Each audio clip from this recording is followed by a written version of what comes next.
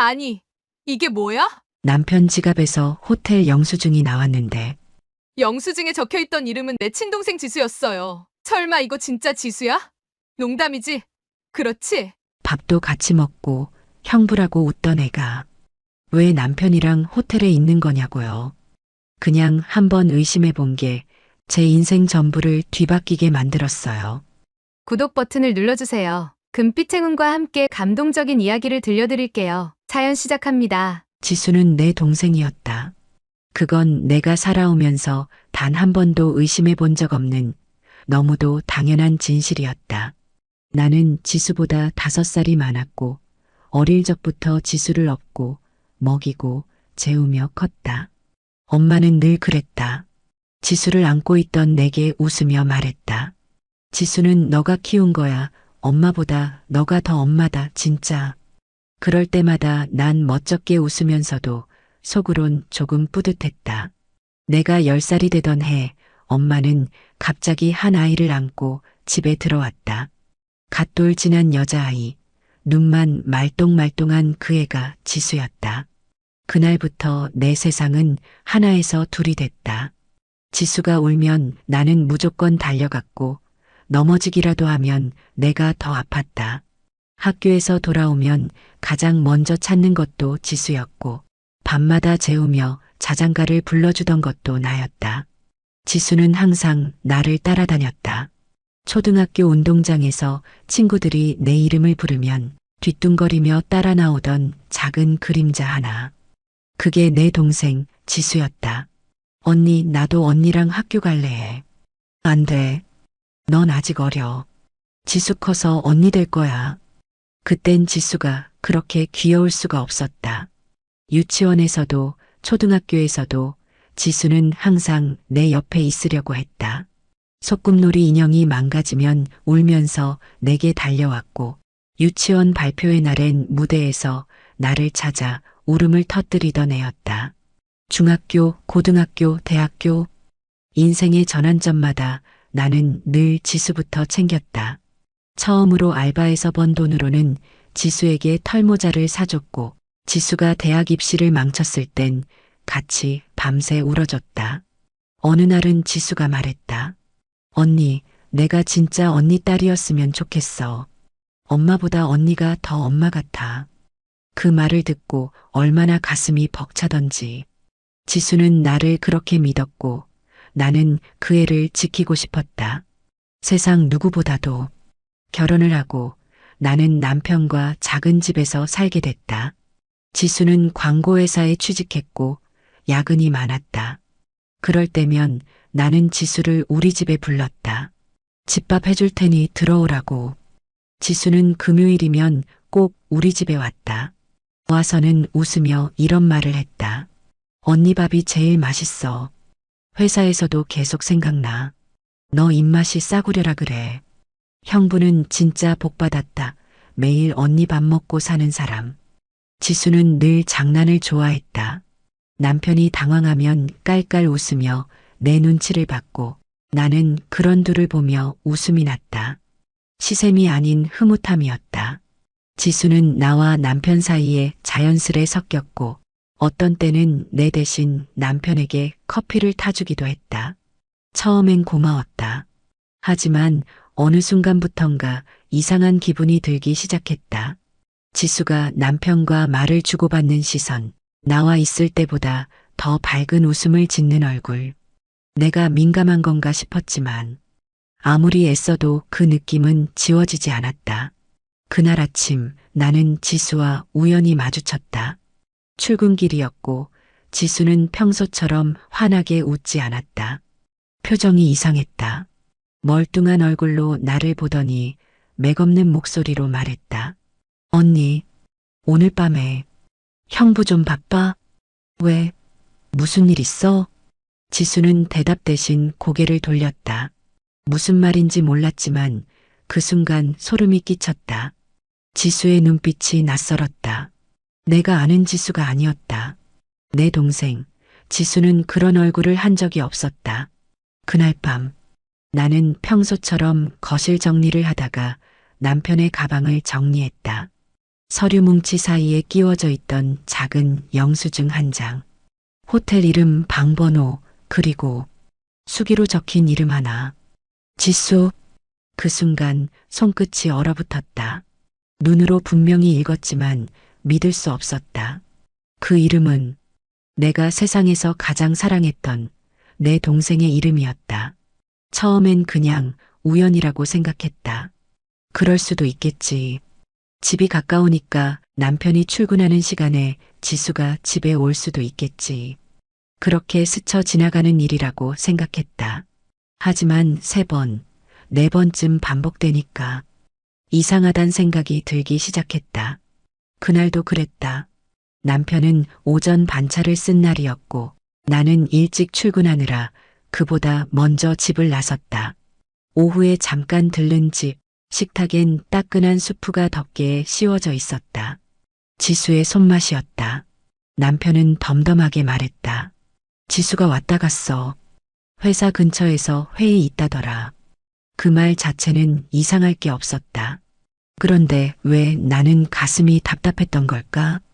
식탁 옆 의자 2개가 나란히 당겨져 있었고 싱크대 옆에는 종이컵 2개가 나란히 놓여 있었다.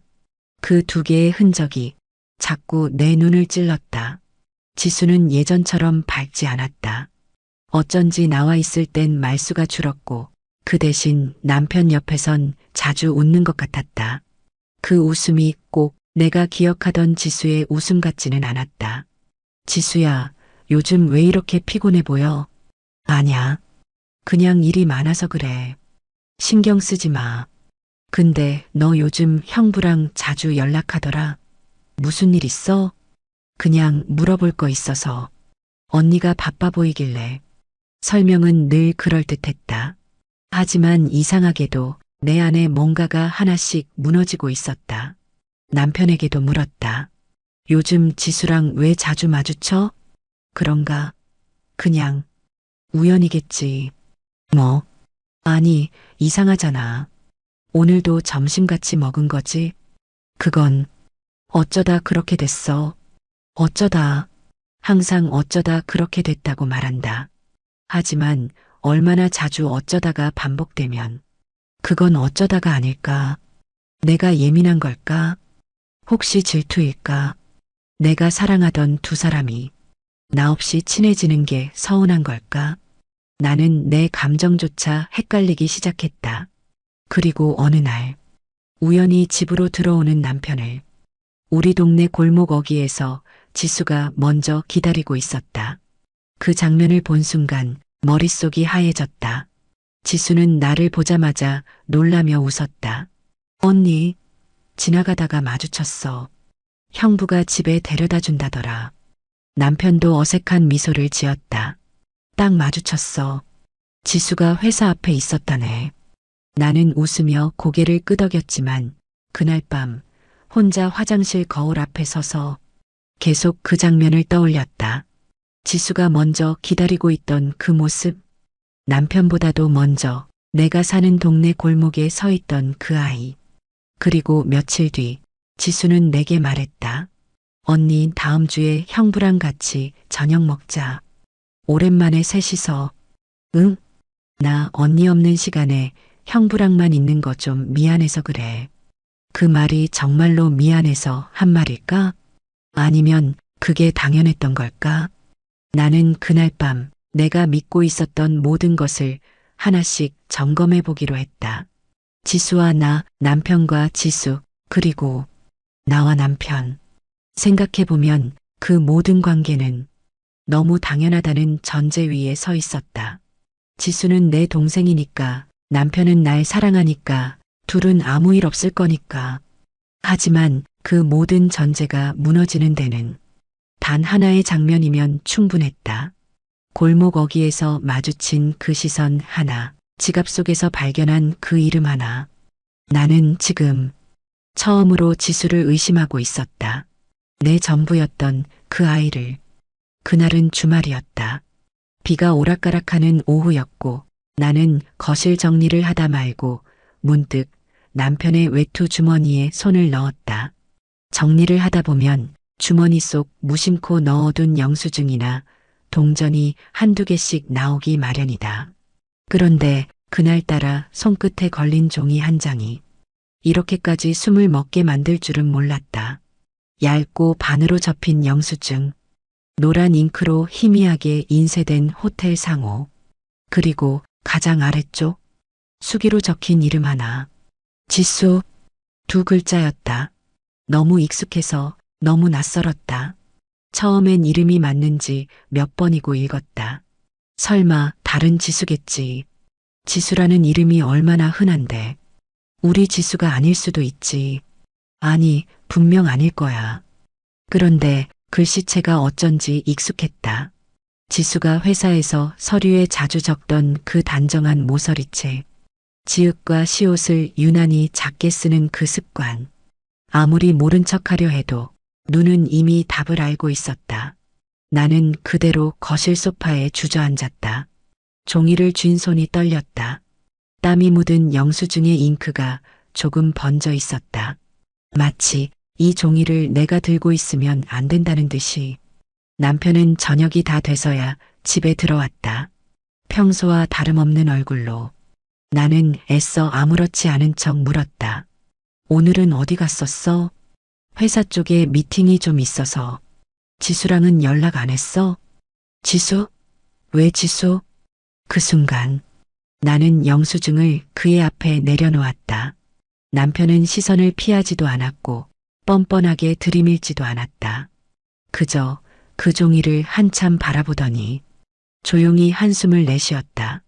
너무 복잡하게 생각하지 마. 이걸 어떻게 단순하게 생각하라는 거야? 지수가 힘들어해서 잠깐 얘기하자고 해서 만났어.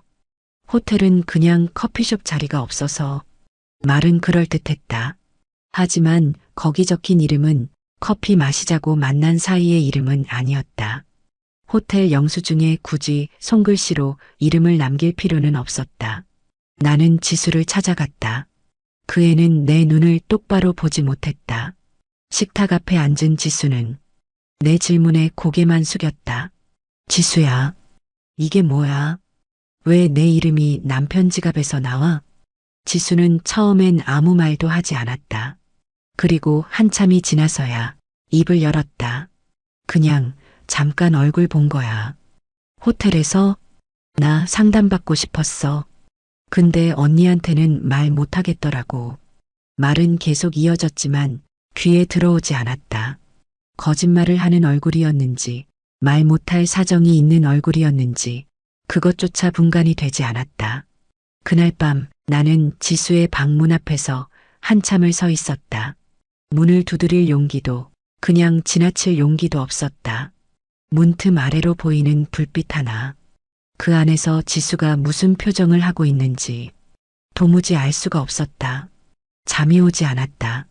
누구를 더 의심해야 하는 건지, 지수를, 남편을, 아니면 나 자신을. 내가 너무 순진했던 걸까? 아니면 애써 안 보려고 했던 걸까? 단지 우연히 이름이 같은 것뿐이라고 믿고 싶었다. 남편의 실수, 지수의 오해, 내 과민 반응. 그 모든 가능성을 줄줄이 끌어다 믿고 싶었다. 그런데 하필이면 왜 지수였을까? 왜 꼭 그 이름이어야 했을까? 나는 지금도 그 종이를 다시 펼쳐보지 못한다.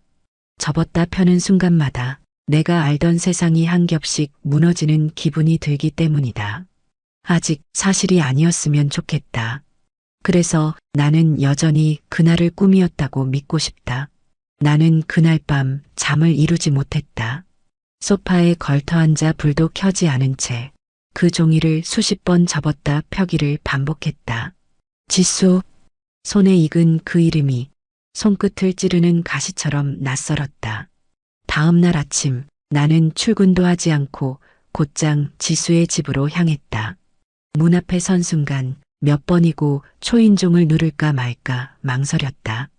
그래도 묻지 않으면 안 될 것 같았다. 도망치지 않으려면 직면해야 했다. 지수는 문을 열고 나를 보더니 당황한 기색도 없이 조용히 말했다. 언니 왔어? 그리고 아무렇지 않게 문을 활짝 열었다. 나는 말없이 들어섰고 지수는 거실에 앉아 물을 따랐다. 그 모습이 너무 일상적이었다. 지수야. 응. 나 어제 남편 지갑에서 너 이름 본 거 알아. 지수는 대답하지 않았다. 잔에 물을 따르던 손이 멈췄지만 눈을 마주치진 않았다. 나는 억지로 웃으며 물었다. 나한테 말해야 하지 않아? 뭘? 그 영수증. 그게 어떻게 된 거냐고. 지수는 고개를 들었다. 그 얼굴엔 아무런 표정이 없었다. 울지도 화내지도 놀라지도 않았다. 그저 아무 말 없이 나를 바라봤다. 그 순간 나는 이상한 소름이 끼쳤다. 지수는 언제나 감정이 얼굴에 드러나는 아이였다. 기분이 좋을 땐 팔을 벌려 안겼고 슬플 땐 말도 못 붙일 만큼 눈물이 많았다. 그런데 지금 그 애는 너무 조용했다. 너무 차분해서 너무 익숙하지 않아서 공포가 밀려들었다. 지수야, 내가 뭘 어떻게 했는지는 몰라도 지금이라도 말하면 나는 들을 준비돼 있어. 나는 그렇게 말했지만 정작 마음속 깊은 곳에서는 벌써부터 무너지는 소리가 들리고 있었다. 지수는 물잔을 테이블 위에 내려놓더니 조용히 앉았다. 그리고 한참을 입 다문 채 내 얼굴을 바라보다가 입을 열었다.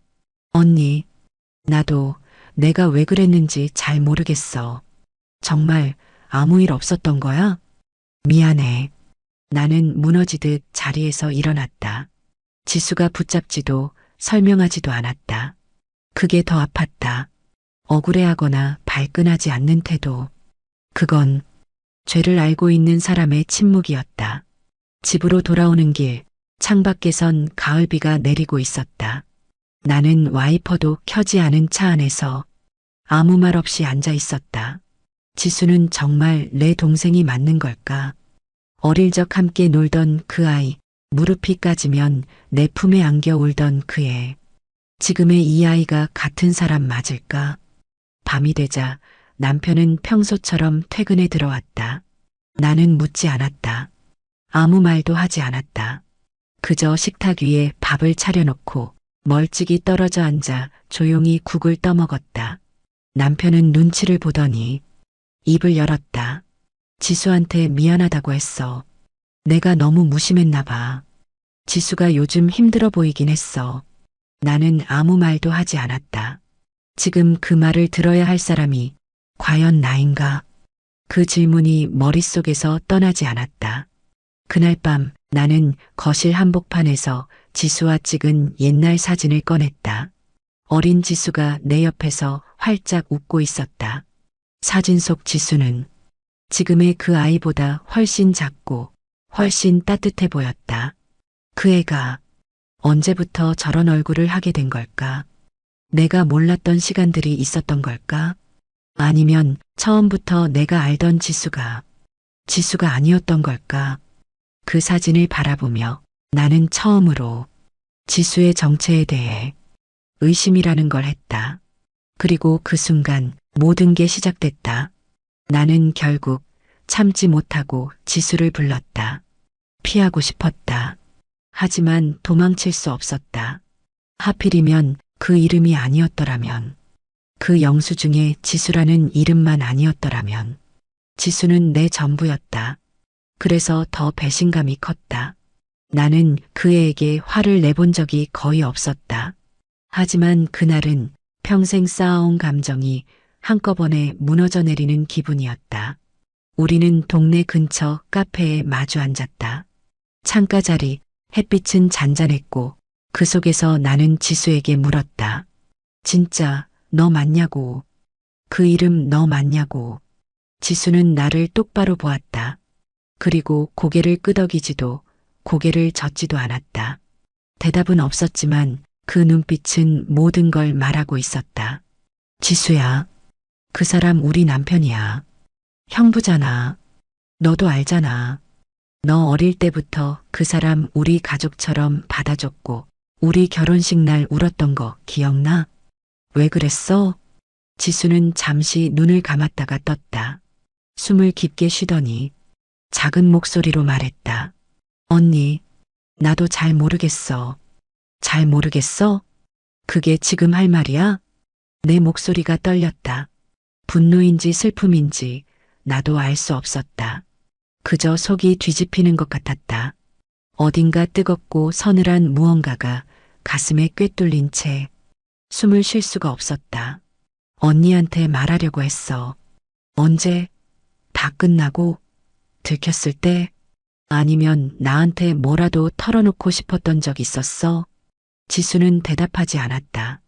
그저 조용히 물컵을 만지작거릴 뿐이었다. 손끝이 떨리는 것 같았다. 하지만 이상하게도 그 눈엔 눈물이 없었다.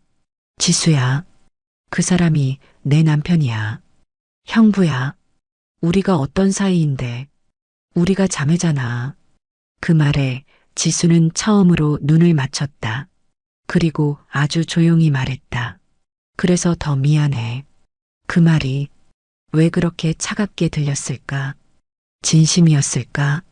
아니면 그저 나를 더 이상 자극하고 싶지 않은 방어였을까? 나는 그 자리에 앉아 숨을 고르며 애써 차분해지려 했다. 하지만 손끝에서 컵이 미세하게 흔들렸고 가슴 안에서는 피가 들끓는 소리가 들리는 것만 같았다. 혹시 그 사람한테 감정이 있었어? 지수는 아무 말도 하지 않았다. 하지만 그 침묵이 응보다 더 확실했다. 나는 일어났다. 계산대까지 걷는 발걸음이 휘청였고 뒤돌아보지 않고 나왔다. 눈물이 나올까봐 입술을 깨물고 겨우 참았다. 집에 돌아오자 남편이 먼저 말을 걸어왔다. 지수랑 무슨 얘기했어? 내가 무슨 얘기해야 하는지 말해봐. 나는 정말 그냥 위로해 주려 한 거야. 요즘 지수가 힘들어 보였잖아. 회사도 인간관계도. 내가 그런 뜻으로 다가간 게 아니야. 근데 호텔이야? 손글씨로 이름까지 지갑에 넣어두고 다닐 정도로. 남편은 아무 말도 하지 못했다. 나는 소파에 앉아 눈을 감았다. 가장 믿었던 사람 둘. 그 둘이 서로를 향한 어떤 감정을 갖고 있었을 수도 있다는 현실이 숨을 막히게 했다. 며칠 뒤 지수에게서 문자 한 통이 왔다. 언니, 나 멀리 좀 다녀올게. 마음이 좀 복잡해서. 나는 그 문자를 보고도 아무 대답을 하지 않았다. 지수는 내게 상처를 줬다. 하지만 그보다 더 큰 건 지수가 아무 말 없이 그 자리를 피하려는 듯한 태도였다. 피할 거면 왜 시작했을까? 그 생각만 맴돌았다. 그날 밤 다시 지수에게 연락이 왔다. 전화벨은 짧게 울렸고 나는 받지 않았다. 그저 메시지함에 남겨진 그녀의 마지막 한마디를 한참 동안 바라봤다. 언니 미안해. 그래도 난 언니 좋아했어. 그 문장을 읽는 순간 나는 확신했다. 이 아이는 내가 알던 그 지수가 아니었다. 나는 지수를 보내고 난 뒤 오히려 하루하루가 더 이상했다. 집안은 조용했고 남편은 눈치를 받고 나는 아무 말도 하지 않았다. 말을 하면 울 것 같았고 눈을 맞추면 무너질 것 같았다. 지수가 빠진 자리 하나가 이렇게까지 크게 느껴질 줄 몰랐다. 그러던 어느 날 엄마가 갑자기 요양병원으로 옮기게 됐다. 치매 증세가 더 심해졌고 혼잣말이 늘었다는 소식을 듣고 나는 마음이 무거워졌다.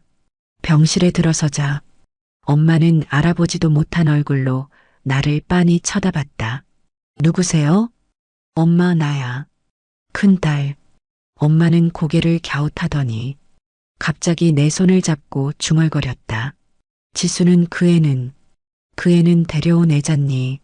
나는 순간 멈췄다. 숨을 들이마신 채 움직일 수 없었다.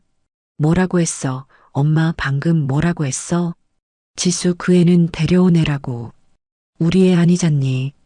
그때 그 언덕길에서 엄마가 울면서 데리고 온 거잖아. 말은 흐릿했고 목소리는 희미했지만 그 말은 내 가슴을 도려냈다. 데려온 애. 우리 애 아니야.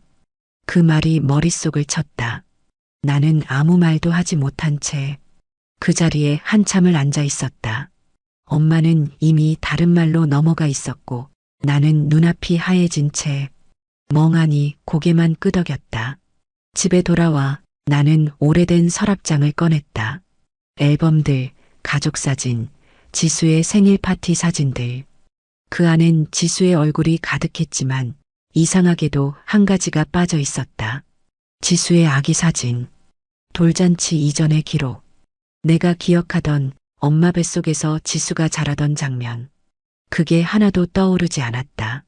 지수는 갑자기 우리 집에 왔던 아이였다. 나는 그 애를 처음 본 순간을 기억한다. 엄마가 품에 안고 들어와 이제부터 내 동생이야라며 웃었던 그 장면. 그게 이상한 게 아니었나? 왜 지금껏 한 번도 그게 이상하다고 생각하지 못했을까? 나는 앨범을 뒤적이다가 엄마가 적어둔 육아노트를 발견했다. 거기엔 내 이름이 수십 번 적혀 있었다. 발열, 병원 기록, 예방접종. 그런데 지수의 이름은 중간부터 등장했다. 처음부터 우리 가족이 아니었다는 걸. 그제야 눈치챘다. 하지만 너무 늦게 알았다. 너무 늦게 깨달았다. 지수가 우리 집에 온 이후 나는 그 애를 친동생이라 믿고 살았다. 한 번도 의심하지 않았고 피보다 진한 정이란 게 있다면 우리는 그걸 함께 나눴다고 생각했다. 그런데 지금 그 모든 시간이 무대 위에 올려놓은 가짜 연극처럼 느껴졌다. 나는 밤새 뒤척이다가 지수가 남기고 간 옷더미 사이에서 지갑 하나를 발견했다. 그 안엔 오래된 주민등록증이 한 장 들어 있었다. 이름이 지수가 아니었다. 지수라는 이름은 어느 순간부터 붙여진 이름이었다. 진짜 이름은 다른 거였다. 나는 지수에게 전화를 걸었다. 받지 않았다. 메시지를 남겼다. 지수야, 너는 대체 누구야? 보낸 문장을 바라보다가 가슴이 미어졌다. 그 아이가 내 동생이 아니라고 해서 지워지는 건 아니었다. 하지만 이제 나는 지수를 어떻게 불러야 할지도 모르겠다는 걸 깨달았다. 그날 이후 나는 지수가 누군지 처음부터 다시 생각하기 시작했다. 병원 접수 창구에 서 있었을 때 나는 손에 들고 있는 봉투를 6번은 다시 확인했던 것 같다. 안에는 내 머리카락 몇 올과 예전에 지수가 쓰고 간 칫솔이 들어 있었다. 처음엔 이러는 내가 한심하다고 생각했다. 내가 뭘 하고 있는 거지? 이렇게까지 해야 해? 하지만 돌아서면 또 후회가 밀려왔다. 확인하지 않으면 미칠 것 같았다. 한 번이라도 틀렸으면 좋겠다고, 틀린 결과였으면 좋겠다고 그렇게 바랐다. 접수받은 직원은 묻지 않았다. 내가 왜 이런 걸 하는지, 누구의 샘플인지 그저 봉투를 받아들고 순서표를 건넸다. 검사 결과는 3일 뒤에 나왔다. 나는 결과지를 받는 순간 봉투를 뜯지 못하고 병원 옆 조용한 벤치에 앉았다.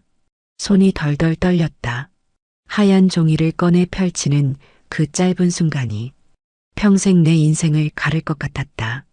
검사 결과 유전적 일치도 0%. 나는 몇 초 동안 아무 생각도 할 수 없었다. 0이라는 숫자를 그렇게 차갑게 받아본 건 처음이었다. 이름도 없고 해석도 없고 그저 숫자 하나가 내가 살아온 모든 시간을 부정하고 있었다. 지수는 내 동생이 아니었다. 나는 벤치에 앉아 한참을 꼼짝도 하지 못했다. 눈물도 나오지 않았다. 그냥 안에서 뭔가가 끊어진 느낌. 가슴 어딘가에서 뚝하고 선이 하나 떨어져 나가는 소리. 집에 돌아와 나는 엄마의 서랍을 다시 뒤졌다. 그리고 서랍 깊은 곳에서 오래된 일기장을 하나 발견했다. 표지는 바랬고 모서리는 달아 있었다. 속지를 펼치자 엄마의 필체가 또박또박 적혀 있었다. 1995년 4월 3일. 그 아이를 다시 마주쳤다. 하늘이 벌을 주는 것 같다. 하지만 외면할 수 없었다. 그날을 기점으로 지수의 이름이 나타나기 시작했다. 지수는 잘 먹고 잔다. 말도 빠르다. 은별이라고 부르던 애가 지수가 됐다. 나는 그 문장에서 숨이 멎는 줄 알았다. 은별? 처음 듣는 이름이었다. 엄마는 지수를 은별이라 불렀던 어떤 아이로부터 지수라는 이름을 덧씌워 우리 가족에 데려온 것이었다. 그리고 나는 그 모든 사실을 모르고 그 애를 내 동생이라 부르며 30해를 함께 살아온 것이었다. 일기장 뒤편엔 한 장의 편지가 끼워져 있었다. 양육동의서라는 붉은 도장이 찍힌 종이, 공식 입양이 아니라 사적으로 쓴 각서 같은 것이었다. 엄마의 사인이 적혀 있었고 아이를 데려오며 책임을 진다는 문장도 있었다. 나는 무릎에 힘이 빠져 바닥에 털썩 주저앉았다. 이제 어디에도 도망칠 곳이 없었다. 지수는 내가 피부치라고 믿어온 동생이 아니었다. 그 애는 엄마의 결정으로 우리 집에 들어왔고 나는 그 진실을 모른 채 그 애에게 내 모든 사랑을 쏟아부었다. 그런데 그 애는 왜 나를 무너뜨린 걸까? 왜 내 남편과 그런 관계를 의심받을 만한 행동을 했고 왜 단 한 번도 진실을 말하지 않았을까? 정말 그 애는 처음부터 이 가족을 노리고 들어온 걸까? 나는 소파에 앉아 일기장을 품에 안고 한참을 울었다. 슬픔도 분노도 상실도 아니었다. 그 모든 감정이 한꺼번에 밀려와 숨조차 쉴 수 없었다. 그 애는 내 동생이 아니었다. 그런데도 왜 이렇게 가슴이 아팠을까? 나는 며칠 동안 방 안에 틀어박혀 지수와 관련된 것들을 하나하나 다시 들춰봤다. 앨범, 사진, 편지, 영상, 심지어 문자 대화까지. 평소 같았으면 아무 생각 없이 지나쳤을 장면들이 지금은 모두 의미를 품고 내게 달려들었다. 어릴 적 지수는 말이 늦었다. 그런데도 엄마는 이상하리만치 지수는 똑똑한 아이라는 말을 입에 달고 살았다.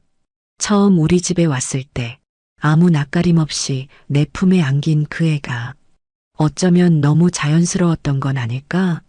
지금 생각해보면 이상한 점이 한두 가지가 아니었다. 가족끼리 다툰 날, 엄마와 아빠가 싸운 뒤 지수는 몰래 내 방문을 열고 들어와 나를 안아주며 말했다. 언니는 꼭 내 편이지? 그 말이 왜 그렇게 마음에 박혀 있었는지 이제는 조금 알 것 같았다. 지수는 항상 나에게 잘했다. 누구보다 내 말을 잘 들었고 늘 내 눈치를 살폈고 내가 힘들어하는 일이 있으면 말없이 옆에 있어줬다. 그런데 그건 언니로서 존경하는 게 아니라 관찰자로서 나를 지켜보고 있었던 게 아니었을까? 내가 어떤 말투를 쓰는지, 내가 누구랑 가까운지, 무엇에 약하고 무엇에 흔들리는지를 나는 지수가 중학교 때 쓴 일기장을 다시 꺼내봤다. 거기엔 또박또박한 글씨로 나와 있었던 일이 자주 적혀 있었다. 오늘 언니는 학교에서 울었다. 나는 아무 말도 하지 않았다. 그게 더 좋을 것 같아서 언니가 형부랑 처음 만났던 날, 그 사람은 생각보다 멋졌다. 언니는 얼굴이 빨개졌다. 형부? 그때는 아직 남자친구도 아니었는데 어쩐지 섬뜩한 기분이 들었다. 그 애는 내 인생을 아주 오래전부터 조용히 들여다보고 있었던 것 같았다. 어느 날은 지수가 내 옷장을 열어보고 언니 이 옷은 내가 입어도 돼? 하고 묻던 기억도 떠올랐다. 그때는 그냥 귀엽다고 생각했다. 하지만 지금은 그 옷이 남편이 사준 거였다는 것도 기억났다. 나는 지수의 진짜 이름이 적힌 신분증을 다시 들여다봤다. 이름, 생년월일, 주소. 거기서 실마리를 잡았다. 나는 그 이름으로 검색을 시작했다. 그리고 믿을 수 없는 정보가 나왔다. 그 아이는 과거에 가정폭력 피해 아동 보호시설에 일시 보호된 이력이 있었다. 그 지역은 엄마가 살던 곳 근처였다. 그리고 가장 놀라운 건 그 보호시설에서 퇴소된 시기와 지수가 우리 집에 처음 왔던 시점이 정확히 겹친다는 사실이었다. 그 아이는 우연히 우리 집에 온 게 아니었다. 엄마가 데려온 것도 아니었다. 그 애가 엄마에게 다가간 게 아닐까? 엄마가 그 아이를 받아들였고 서류도 없이 우리 가족으로 만들었다. 그리고 그 애는 내게 다가왔다. 사랑받고 싶어서였을까? 아니면 그보다 더 큰 의도가 있었을까? 나는 지수가 다녔던 고등학교 동창에게 연락을 해봤다. 그 친구는 내게 말하지 말아야 할 것들을 조심스럽게 꺼냈다. 지수 은별이었지, 원래. 우리끼리 그랬어. 똑똑하긴 한데 너무 계산적이라고. 좀 무서웠어. 친구들끼리 싸우면 늘 웃고 있었거든. 나는 몸이 떨렸다. 그 애는 계산해서 웃고, 계산해서 침묵하고, 계산해서 다가온 걸까? 그런데 왜 나였을까? 왜 우리 가족이었을까? 나는 다시 일기장을 펼쳤다. 엄마의 글씨로 가장 마지막 장에 적힌 문장을 보았다. 그 아이가 날 찾아왔을 때 나는 거절하지 못했다. 벌을 받아야 했으니까. 나는 이 문장에서 더 이상 나아가지 못했다. 엄마와 그 아이 사이에 내가 모르는 과거가 있었다. 지수, 아니 은별은 어쩌면 처음부터 우리 가족을 향해 의도된 걸음을 내딛고 있었던 건지도 모른다. 그리고 그 중심에 내가 있었다. 며칠 동안 나는 지수의 흔적들을 지우기 위해 애썼다. 휴대폰 사진 앨범을 지웠고 공유했던 카카오톡 채팅방도 나갔다. 옷장엔 그 애가 입던 니트 하나가 걸려 있었고 싱크대 서랍엔 그 애가 쓰던 커피컵이 남아 있었다. 작은 것들이 다 자극이 됐다. 이제야 제대로 숨을 쉬어야 하는데 더 숨이 막혔다. 남편은 며칠 동안 말이 없었다. 그러다 어느 날 저녁 내가 겨우 밥을 입에 넣는 걸 보며 작게 입을 열었다. 지수, 아니 그 애, 은별이라는 애, 그 애는 당신을 정말 좋아했어요. 나는 젓가락을 내려놓았다. 한참을 고개 숙인 채 무언가 흐르고 있었다. 그게 눈물인지 땀인지 나도 몰랐다. 당신처럼 되고 싶어 했어요. 말투도 옷 입는 스타일도. 회사에서 당신 얘기 자주 했거든요. 나는 고개를 들었다. 남편의 입가엔 미묘한 후회가 걸려 있었다. 언젠가 내가 당신 생일에 뭘 사줄지 고민할 때 그 애가 그러더라고. 언니는 이런 꽃 안 좋아해요. 저는 언니 취향 다 알아요. 그 말 듣고 그 애한테 많이 의지했던 것 같아요. 나는 그 말을 듣는 순간 몸속 어디선가 뜨거운 것이 차올랐다. 그래서 당신이 그 애를 좋아하게 된 거야? 그건 아니야. 나는 그냥 그 애가 불쌍했어. 늘 외로워 보였고 항상 당신을 그리워하는 표정이었으니까. 그 순간 나는 자리에서 일어났다. 식탁을 치우지도 못한 채 방문을 닫고 안으로 들어가 벽에 등을 붙이고 주저앉았다. 지수는, 아니 은별은 처음부터 나를 복제하듯 따라하고 있었다. 그 애가 입었던 체크 원피스, 그 애가 샀던 향수, 그 애가 골랐던 휴대폰 배경화면, 모두 내가 먼저 가지고 있던 것들이었다. 그 애는 나를 따라했고 내가 가진 것을 원했고 내가 된 것처럼 굴었다. 나는 책장 구석에서 오래된 사진을 꺼냈다.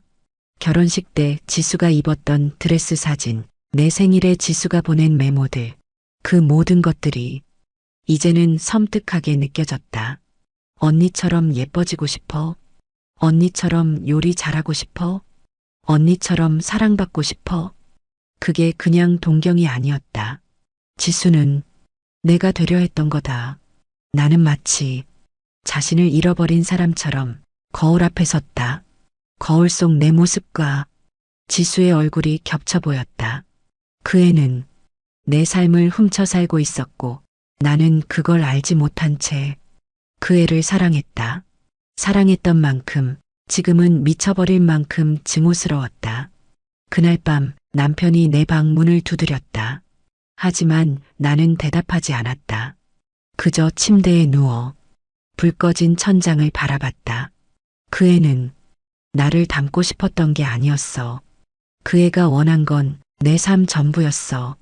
그 생각이 머릿속에 떠오른 순간 나는 눈을 감고 작게 중얼거렸다.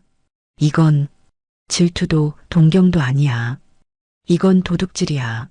나는 지수를 다시 마주할 생각이 없었다. 아니, 은별을. 그 이름을 입에 올릴 때마다 가슴속 어딘가가 베이는 기분이었다. 내가 사랑했던 존재가, 이름부터 삶 전체가 거짓이었다는 걸 인정하는 일은 생각보다 훨씬 더 아팠다. 그러던 어느 날 현관 앞에 택배 상자가 하나 놓여 있었다. 보낸 사람 없음. 무게는 가볍고 주소는 분명 우리 집. 상자를 열어보니 안에는 오래된 노트 한 권과 녹음기 하나가 들어 있었다.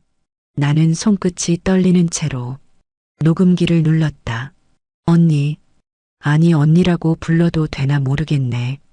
그 목소리, 차분하고 낮은, 익숙하면서도 멀어진 그 목소리. 이건 나 혼자만 알고 있을 용기가 없어서 언니한테 남기는 이야기야. 들어줄 거라고 믿진 않아. 근데 그래도 나는 언니가 꼭 알아야 한다고 생각했어. 녹음은 잠시 끊겼다가 다시 이어졌다. 그날 기억나? 비 많이 오던 날. 언니가 우산 안 쓰고 골목길 뛰어가던 그날. 나는 그날 언니 뒤를 따라가고 있었어. 나는 멍하니 녹음을 들었다. 그 비 오는 날이라니. 무슨 말인지 전혀 감이 오지 않았다. 내가 5살 때였어. 언니는 10살이었고 엄마는 나한테 차가운 밥을 줬고 언니는 내 손을 뿌리쳤어. 나는 울었고 그날 밤 혼자 골목에 서 있었지. 젖은 운동화에 흙탕물이 들어왔고 배가 너무 고팠어. 근데 언니는 날 보지 못했어. 그냥 지나쳤어. 그 말에 나는 눈을 감았다. 전혀 기억이 나지 않았다. 하지만 그 애는 그 하루를 평생 기억한 것이다. 그날 언니가 날 외면한 그 순간부터 나는 언니가 되고 싶었어. 엄마가 사랑하는 사람, 아빠가 웃어주는 사람, 형부가 바라보는 사람. 그게 다 언니였으니까. 노트에는 그와 비슷한 말들이 빼곡히 적혀 있었다. 언니는 늘 예뻤다. 언니는 항상 먼저 사랑을 받았다. 나는 사랑을 받으려면 언니가 되어야 했다. 나는 한 장 한 장 넘길수록 더 이상 버틸 수 없었다. 사랑받고 싶었던 아이, 버림받았다고 믿었던 아이. 그 아이가 택한 방식은 나를 흉내내는 것이었다. 나는 언니를 질투한 적이 없어. 그냥 너무 부러웠던 거야. 언니처럼 말하면 사람들이 웃어줬고 언니처럼 꾸미면 형부가 고맙다고 말했어. 그거면 됐다고 생각했어. 하지만 그 감정은 사랑일까, 집착일까? 나는 그 애가 보낸 마지막 문장을 읽고 그제야 꽉 틀어진 주먹을 풀었다. 언니 미안해. 나는 언니처럼 되고 싶었던 게 아니었어. 그냥 언니가 되어야 살아남을 수 있었어. 그 애는 살기 위해 나를 선택했고 나를 복제했고 결국 나의 삶을 침식해 들어왔다. 나는 눈물을 닦으며 노트를 덮었다. 이건 단순한 복수가 아니었다. 이건 그의 나름이 절규였다. 그리고 나는 그 애를 증오하면서도 한편으론 불쌍하다는 생각이 들었다. 아니, 그 애는 끝까지 나를 원한 게 아닐까? 내 삶을, 내 자리, 내 사랑을. 그날 밤 나는 단 한숨도 자지 못했다. 눈을 감으면 지수, 아니 은별의 마지막 목소리가 맴돌았다. 언니처럼 되고 싶었어. 언니가 되어야 살아남을 수 있었어. 그 문장은 끝내 나를 무너뜨렸다. 나는 다음날 출근을 했지만 책상 앞에 앉은 채 멍하니 화면만 바라봤다. 이메일을 열어놓고 타이핑조차 하지 못한 채 커서만 깜빡이고 있었다. 부장이 지나가며 물었다. 무슨 일 있어요? 나는 미소를 지었지만 그 얼굴은 나조차 낯설 정도였다. 아니에요. 그냥 조금 피곤해서요. 하루 종일 아무 일도 하지 못한 채 나는 퇴근 시간만 기다렸다. 집에 돌아오자 남편이 소파에 앉아 있었다. 텔레비전은 켜져 있었지만 화면은 정지돼 있었고 그 역시 나를 보지 않았다. 나는 조용히 다가가 그 앞에 섰다. 우리 얘기 좀 해. 남편은 천천히 고개를 들었다. 피곤하고 지친 눈이었다. 하지만 거기엔 무언가 단념한 듯한 감정이 담겨 있었다. 당신 그 애랑 정말 아무 사이 아니었어? 남편은 대답 대신 한숨을 내쉬었다. 그리고 잠시 침묵 후 말했다. 나도 이제 잘 모르겠어. 처음엔 아니었어. 근데 시간이 지나면서 그 애가 당신을 닮아가니까 내가 헷갈렸던 것 같아. 그 말에 나는 숨이 턱 막혔다. 그럼 당신은 나를 사랑한 게 아니라 나를 닮은 다른 사람을 본 거야? 그건 아니야. 나는 지금도 당신을. 아니, 됐어. 나는 말끝을 흐리며 뒤로 물러났다. 더는 그 사람과 말 섞고 싶지 않았다. 밤이 깊었고 방 안은 차가웠다. 휴대폰은 조용했고 누구에게도 연락이 오지 않았다. 나는 내 인생이 서서히 무너지고 있다는 걸 그때 처음으로 진짜로 체감했다.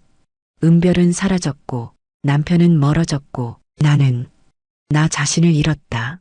친구 하나에게 연락을 해보려다 멈췄다. 내가 무슨 말을 할 수 있을까? 사실 내 동생이 아니었대. 그 애가 남편을 탐냈어. 그리고 나 그걸 몰랐어. 누가 그 말을 듣고 나를 온전히 안아줄 수 있을까? 그날 밤 나는 옷을 걸치고 밖으로 나섰다. 목적지도 없었고 가는 곳도 없었다. 그냥 이 집이, 이 공기가 견딜 수 없이 숨막혔다. 걸었다. 몇 시간을. 신발 속 발이 아파왔지만 멈추지 않았다. 도시의 불빛, 지나가는 차, 창문 너머 사람들의 웃음소리. 모든 게 다른 세상 이야기처럼 느껴졌다. 그리고 그 순간 나는 하나의 선택을 했다. 모든 걸 일단 놓자. 남편도, 은별도, 과거도. 나는 내가 누구였는지 다시 생각해야 할 시간이 필요했다. 나는 한적한 모텔에 들어가 하룻밤을 예약했다. 창문을 닫고 불을 끄고 침대에 누워 천장을 바라봤다. 아무 생각도 하지 않았다. 아무도 그립지 않았다. 그냥 숨 쉬는 것만으로도 겨우 버티는 밤이었다. 그날 밤 나는 결국 모든 것을 놓아버렸다. 며칠을 모텔방에서 지냈다. 밥도 제대로 먹지 않았고 휴대폰도 꺼둔 채 세상과 단절된 느낌으로 누워 있었다. 밤마다 자꾸 꿈을 꿨다. 빗속에서 웅크린 어떤 아이.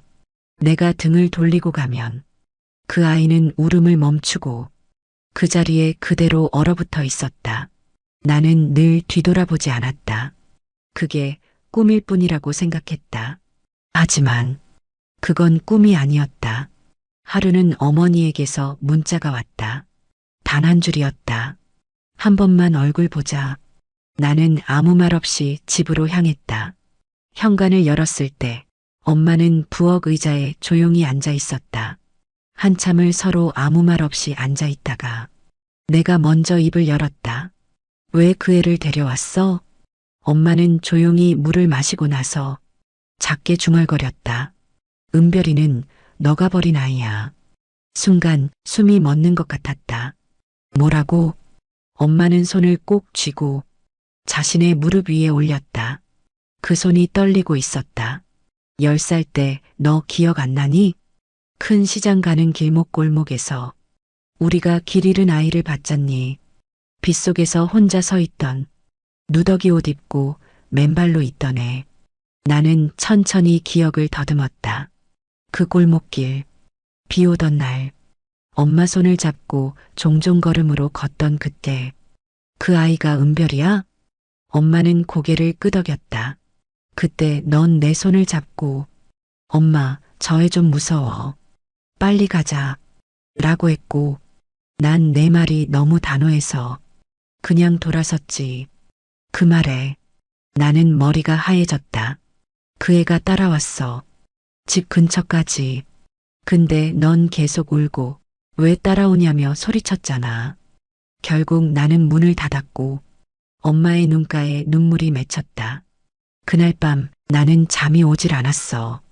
비가 그렇게 쏟아지는데 그 아이는 어디 있었을까? 나는 고개를 들 수 없었다. 숨조차 쉬기 힘들었다. 몇 달 뒤 그 애를 다시 만났어. 보육원에서 자원봉사하던 날 그 애가 그곳에 있었지. 내가 그 애를 알아보자. 처음엔 도망쳤어. 하지만 나중엔 내 옷자락을 붙잡더라. 언니는 어디 갔어요?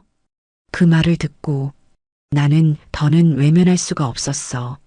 엄마는 그렇게 그 애를 우리 집으로 데려왔다. 그 애는 다시 한번 우리를 찾아왔던 것이다. 무작정이 아니라 나를 기억하고 나를 찾기 위해. 나는 머리를 감싸쥐고 바닥에 주저앉았다. 내가 10살이던 그날 겁에 질려 문을 닫은 한 번의 행동이 한 아이의 평생을 결정지었다. 지수가, 아니, 은별이가 날 원망했던 게 당연했네. 아니야. 그 애는 널 원망하지 않았어. 끝까지 언니 언니 하며 너만 바라봤어. 그러니까 더 미쳤던 거야. 내가 그때 한 번이라도 돌아봤다면 그의 인생이 이렇게 되진 않았을 텐데. 나는 가슴을 쥐고 울었다. 엄마는 내 손등을 덮으며 말했다. 은별인, 너에게 닿고 싶었던 거야. 그 방법이 틀렸을 뿐이야. 나는 그 순간 처음으로 진심으로 이해했다. 그 애가 왜 나를 따라했고 내 옷을 입었고 내 말투를 흉내내며 내 남편 곁까지 맴돌았는지. 그건 사랑이었고 동경이었고 외침이었다. 그러나 그 방법은 잘못됐고 나는 그걸 너무 늦게 알아버렸다. 나는 평생 내 죄를 동생으로 키워왔다. 울고 또 울었다. 엄마 품에서 빈방 바닥에서 혼자 남은 침대 속에서 눈물이 마를 만큼 울고 나서야 조금씩 숨이 쉬어졌다. 나는 거울 앞에 앉아 붉게 부은 눈을 바라봤다. 그 얼굴이 참 낯설었다. 하지만 그 낯선 얼굴을 나는 조금씩 사랑하기로 했다. 이제 그 애가 아닌 내가 나를 닮아가야 할 차례니까. 며칠 후 나는 출근했다. 묵직한 서류 가방을 들고 익숙한 사무실에 발을 디뎠다. 동료들은 놀란 눈으로 나를 바라봤다. 나는 아무 말 없이 자리에 앉아 컴퓨터를 켰다. 그리고 묵은 이메일들을 하나하나 정리했다. 그 순간 작은 희열이 밀려왔다. 내가 돌아왔다는 증거, 내가 살아있다는 감각. 점심 무렵 팀장이 조심스럽게 다가와 말했다. 다시 돌아와줘서 고마워요. 나는 미소를 지었다. 나도 모르게 정말 오랜만에 진심으로 웃고 있었다. 집으로 돌아와 남편과 마주 앉았다. 그는 며칠 사이 수척해진 얼굴이었다. 내가 꺼낸 말은 짧고 간결했다. 우리 당분간 떨어져 지내. 그 말에 남편은 고개를 떨궜다. 변명도 하지 않았다. 당신을 용서할 수 있을지 모르겠어. 아니, 나 자신부터 용서할 수가 없어. 지수, 아니 은별을. 그저 불쌍하다고만 생각한 게 나한테도 죄라는 걸 이제야 알아. 남편의 목소리는 더 이상 변명을 위한 것이 아니었다. 그래서 더 씁쓸했다. 나는 그 말을 끝으로 거실을 나와 방문을 닫았다. 그날 밤 나는 노트북을 켜고 지수가 남긴 메일들을 정리하기 시작했다. 그 중에는 남편과 주고받은 문자 캡처, 지수가 내 명의로 신청했던 쇼핑몰 회원가입 내역, 심지어 나를 가장한 SNS 계정까지 있었다. 나는 하나하나 차분히 삭제하고 필요한 자료는 따로 백업했다. 더 이상 감정적으로 움직이지 않았다. 이건 내 인생을 되찾는 과정이었다. 지수가 나를 복제하려 했던 그 시간, 나는 나를 잊고 있었다. 하지만 이젠 안다. 나는 누군가의 그림자가 아니다. 나는 나다. 다음 날 나는 법률 상담을 받으러 갔다.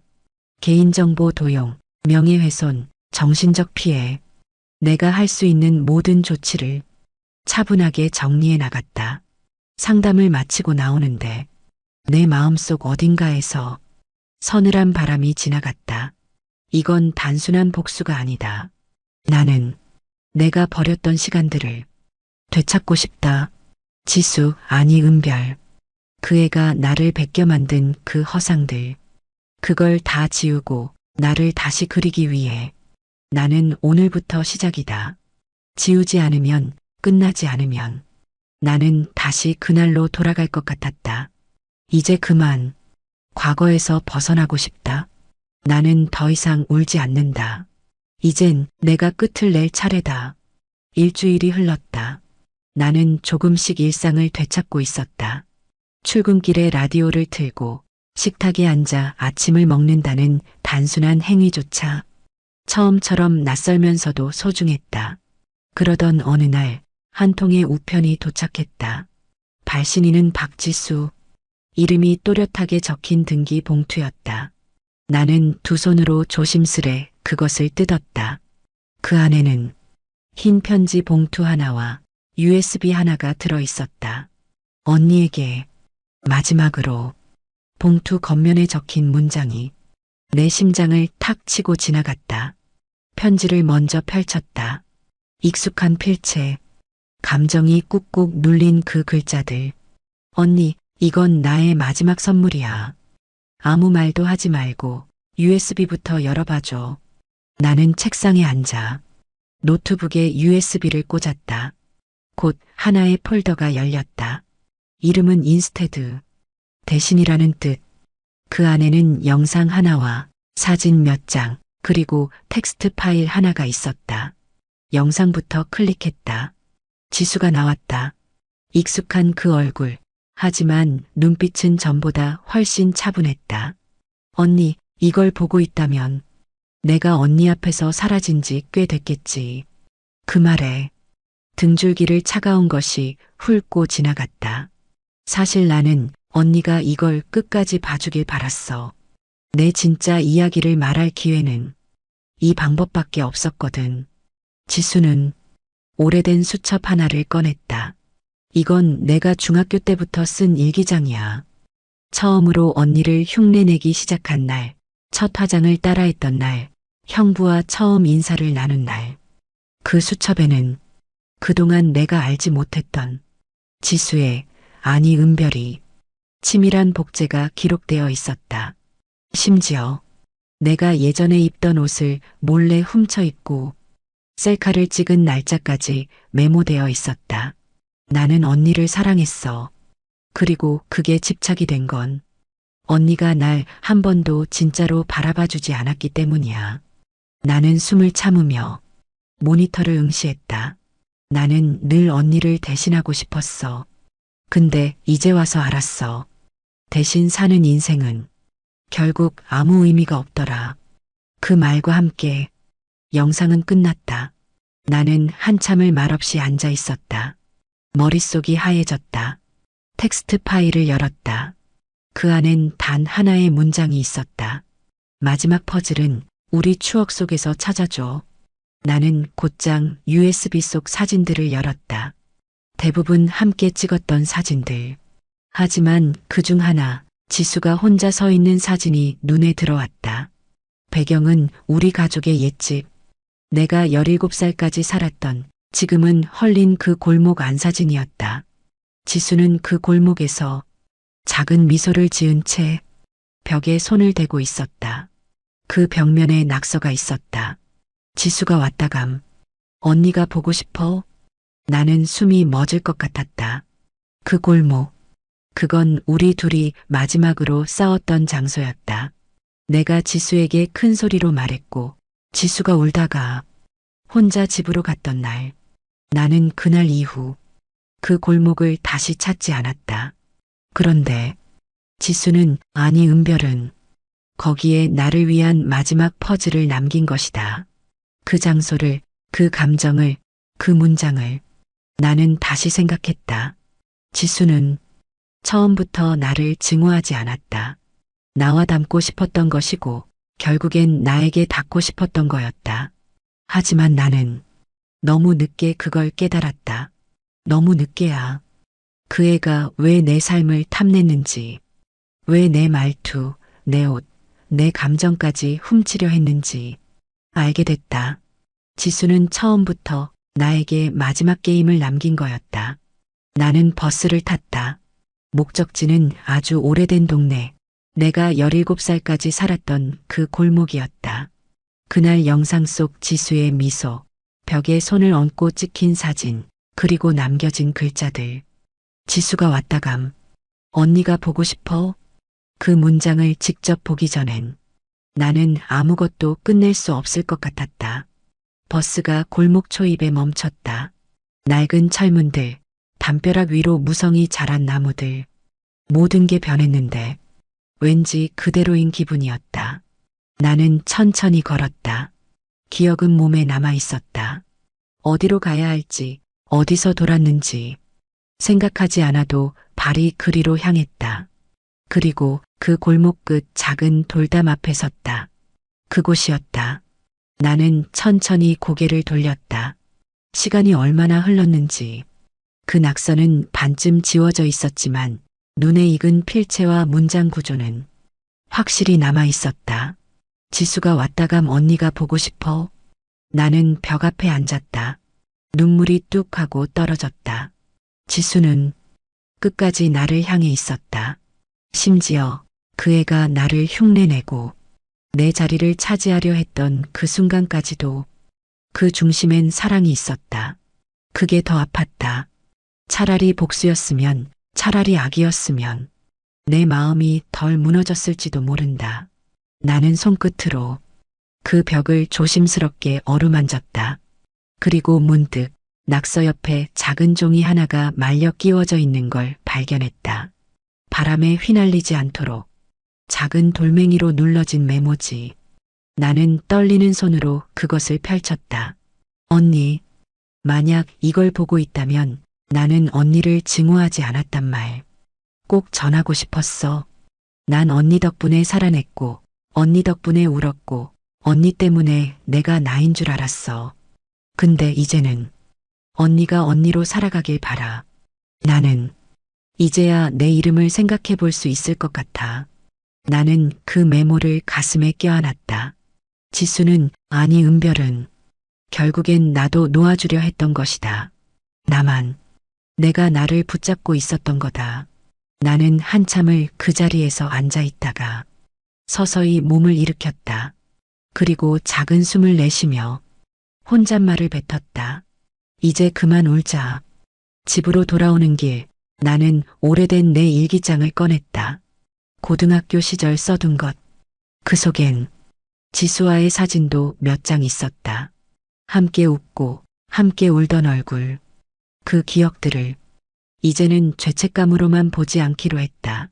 나는 스스로를 놓아주기로 했다. 그 애를 용서한다는 건 나를 용서하는 일이기도 하니까. 다음 날 아침 나는 거울 앞에 섰다. 정리한 머리, 담백한 화장, 그리고 깊어진 눈빛. 오랜만에 내 이름을 입 밖에 내보았다. 나는 수진이야. 그 누구의 그림자도 아닌. 나는 마침내 내 이름을 다시 입에 올렸다. 봄이 왔다. 언 땅이 녹고 낙엽진 나무가지 사이로 연한 녹색이 돋기 시작했다. 나는 작은 꽃집을 열었다. 회사엔 사직서를 냈고 더 이상 누군가의 성과 뒤에서 숨을 죽이며 살고 싶지 않았다. 아침이면 이슬 맺힌 화분들을 정리하고 가게 앞 노란 간판을 닦는 것이 이제 내 일상이 되었다. 남편과는 합의 이혼했다. 그 사람도 나도 서로를 용서하기엔 너무 많은 것들이 지나가 버렸다는 걸 서로 알았기에 깔끔하게 끝낼 수 있었다. 서로를 탓하지 않고 서로에게 마지막 인사를 건네는 것으로 우리는 그렇게 부부가 아닌 타인이 되었다. 어느 날이었다. 가게 문을 닫으려던 참, 문 앞에 조그만 소포 하나가 놓여 있었다. 보낸 사람은 없었다. 하지만 나는 단번에 알 수 있었다. 지수, 아니, 은별. 소포를 열자 작은 편지와 함께 분홍색 손수건이 들어 있었다. 그건 예전에 내가 준 것이었다. 지수가 초등학생 때 소풍 가기 전날 밤 새로 산 손수건에 지수라는 이름을 자수 놓아준 적이 있었다. 그걸 아직도 가지고 있었던 거다. 손편지를 펼쳤다. 언니, 나는 이제 조금 괜찮아졌어. 언니가 나를 잊어도 나는 언니를 잊지 않을 거야. 사실 나 언니한테 많이 미안했어. 진작 말했어야 했는데 나는 언니처럼 살고 싶었던 게 아니라 언니 안에서 살고 싶었던 거였어. 그게 얼마나 무섭고 외로운 건지 이제야 알아. 근데 언니, 고마워. 그걸 받아들이지 않았음에도 나를 미워하지 않아줘서. 나는 편지를 내려놓고 한참을 말없이 창밖을 바라봤다. 지수는 이제 더 이상 내 그림자에 갇힌 아이가 아니었다. 나 역시 지수라는 존재에 짓눌린 삶을 조금씩 벗어나고 있었다. 나는 그 손수건을 작은 액자에 담아 가게 계산대 옆에 두었다. 누군가 물으면 어릴 적 동생이 준 선물이에요. 하고 말할 생각이다. 그날 이후 지수에게서 또 다른 연락은 없었다. 어쩌면 그 편지가 마지막일 수도 있다. 하지만 괜찮다. 이젠 그 애가 어디서 어떻게 살아가든 내가 할 수 있는 건 내 삶을 내 식대로 살아가는 것뿐이니까. 나는 더 이상 누구의 언니로만 존재하지 않는다. 나는 이제 내 이름으로 내 하루를 살아간다. 이젠 괜찮아.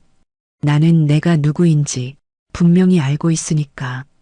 그리고 그렇게 나는 내 이름으로 살아가는 법을 조금씩 배워가고 있습니다. 혹시 여러분도 누군가의 그림자 안에 갇혀 있었던 적이 있으신가요? 그 그림자에서 벗어나 내 삶을 살아가는 일, 생각보다 더 어렵고 그래서 더 소중한 일인지도 모르겠습니다. 구독과 좋아요는 따뜻한 이야기가 더 많은 분께 닿을 수 있도록 큰 힘이 됩니다. 우리 다음 이야기에서도 다시 만나뵐 수 있길 바라요. 고맙습니다.